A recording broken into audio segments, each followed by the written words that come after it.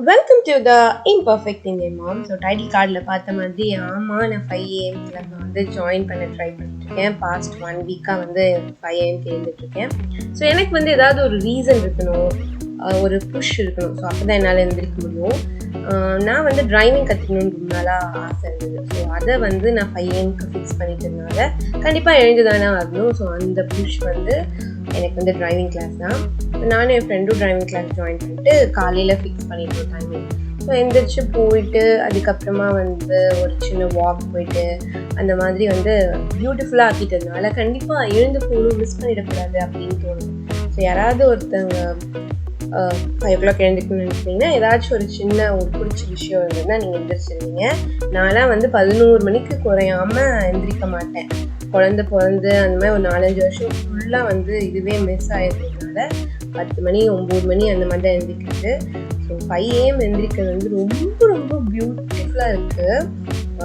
நிஜமாக எக்ஸ்பீரியன்ஸ் பண்ணுறதுக்கு சூப்பராக இருக்குது. ஸோ ஏதாவது ட்ரை பண்ண வச்சிங்கன்னா கோ ஃபார் இட். நான் வந்து டிரைவிங் வந்து எப்படி பண்ணுறேன்னா ஓரளவுக்கு ஓகேயாக பண்ணுறேன். திடீர்னு பயம் வந்துடுது ஓட்டிகிட்டே இருக்கப்ப. யாராவது ஹாரன் அடித்தாங்கன்னா இல்லை பஸ்ஸு வேன் எதாவது வந்துச்சுன்னா அப்படியே மாதிரி திடுக்குன்னு ஆகிடுது. ஸோ அதெல்லாம் வந்து இவென்ச்சுவலாக சரியாகும் அப்படின்னு சொல்லியிருக்காங்க. மற்றபடி ஸ்டேரிங் அதெல்லாம் ஓகே. டக்குன்னு ஏதாவது கிளச் அமுத்து அப்படின்னு சொன்னாங்கன்னா எனக்கு வந்து அதுக்கு தான் பாருங்க அவங்க என்ன டேப் பண்ணுறாங்க. கிளச் அமுத்து அப்படின்னு சொன்னால் நான் வந்து பிரேக் போட்டுடுறேன். ஸோ அந்த மாதிரி நடக்குது. அண்ட் அதுக்கப்புறமா கீரும் வந்து இன்னும் கொஞ்சம் பழகணும். ஸோ டே 5 தான், 5 or 6 நினைக்கிறேன். ஸோ பார்ப்போம் நான் இந்த அளவுக்கு கற்றுக்கு எப்படி லைசன்ஸை வாங்குறேன்னு. ஸோ அதையும் நான் ரெக்கார்ட் பண்ணுறேன். இந்த ஃபுல் ஆஃப் டிரைவிங் கிளாஸ் தனியாக நான் வந்து வ்ளாக் போட்டாங்க. ஸோ பார்த்துட்டு இருக்கவங்க யாருக்காவது டிரைவிங் கிளாஸ் போகணும் அப்படின்னு நினச்சா இது ஒரு சின்ன மோட்டிவேஷனாக இருக்கும். நாங்கள் இப்போ டிரைவிங் கிளாஸை முடிச்சுட்டு வேகமாக கிளம்பி பீச்சுக்கு போயிட்டோம். So best part of the day வந்து இதுதான் நான் சொல்லுவேன். அந்த சன்ரைஸ் வந்து நான் எண்ட் ஆஃப் த கிளிப்பில் ஆட் பண்ணியிருக்கேன். ஸோ சன்ரைஸ் வந்து அவ்வளோ பியூட்டிஃபுல்லாக இருக்குது. இது தனியாக எடுத்தது அந்த சன்ரைஸ் ரெண்டுத்தையும் மர்ஜ் பண்ணிட்டு இருக்கனால அது லாஸ்ட் கிளிப் அவ்வளோ அழகாக இருக்குது. அப்படியே ரம்யமாக இருக்குது அப்படின்னு.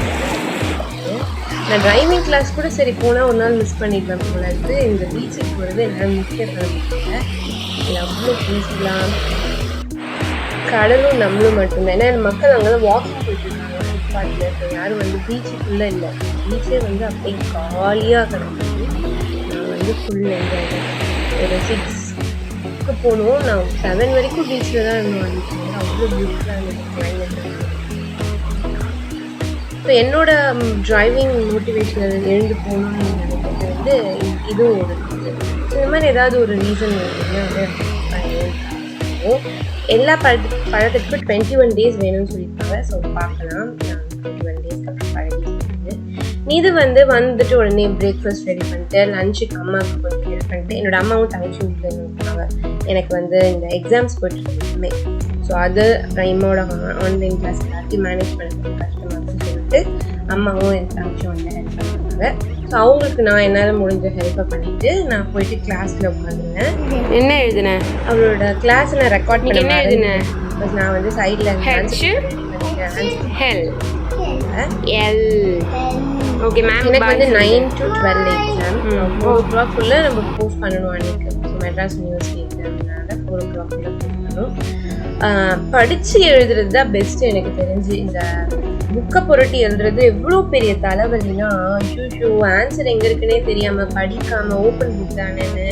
ஸோ வந்து படித்து எழுதுறது தான் பெஸ்ட்டு மக்களே. அண்ட் அதுக்கப்புறமா அன்றைக்கி ஈவினிங் வந்து ஷாப்பிங் போகலான்னு சொல்லிட்டு போகணும். ஃப்ரெண்டோட ஷாப் தான். ஸோ அதனால் கொஞ்சம் ஃப்ரீயாக ஷாப் பண்ணிவிட்டு அப்படியே வீடியோ எடுத்துட்டு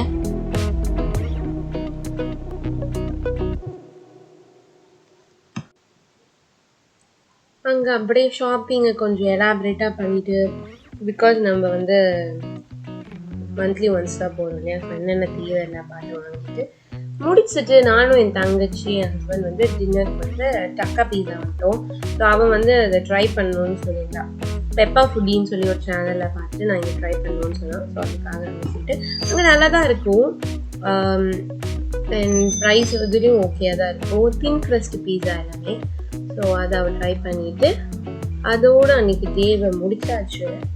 அண்ட் தேங்க்யூ ஃபார் வாட்சிங் திஸ் வீடியோ. யாராச்சும் இது வந்து 5 AM கிளப்பில் ஜாயின் பண்ணணும் அப்படின்னா தாராளமாக ஜாயின் பண்ணுங்கள். ஸோ பியூட்டிஃபுல்லாக இருக்குது. And like, share and subscribe பண்ணிடுங்க. தேங்க்யூ.